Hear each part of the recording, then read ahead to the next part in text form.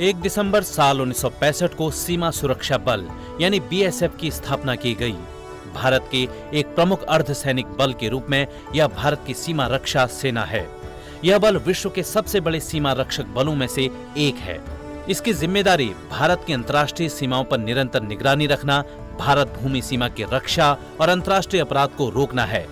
यह बल केंद्र सरकार के गृह मंत्रालय के अंतर्गत आता है।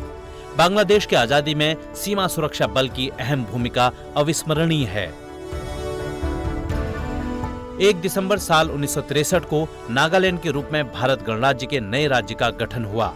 इसकी राजधानी कोहिमा है। 12वीं और 13वीं शताब्दी में यहाँ के निवासियों का असम के अहोम लोगों से धीरे धीरे संपर्क हुआ था।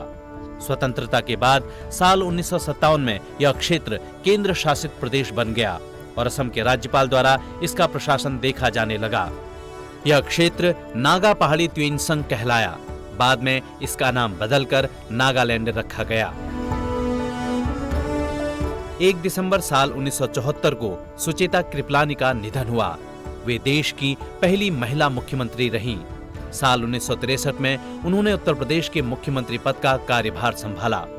सुचेता जी बतौर स्वतंत्रता सेनानी महिलाओं की पथ प्रदर्शक भी रहीं। इसके साथ ही भारतीय संविधान निर्माता सदस्यों में से एक थीं। उन्होंने तमाम युवाओं को राजनीति में आने के लिए प्रेरित किया। वे स्वतंत्रता संग्राम के दौरान जेल भी गईं। उन्होंने 14 अगस्त 1947 को प्रधानमंत्री जवाहरलाल नेहरू के ऐतिहासिक भाषण से पहले राष्ट्रगान गाया था। 1 दिसंबर साल 1885 को दत्तात्रेय बालकृष्ण कालेलकर का जन्म महाराष्ट्र के सतारा में हुआ। वे भारत के प्रसिद्ध गांधीवादी, स्वतंत्रता सेनानी, शिक्षाविद, पत्रकार और लेखक थे।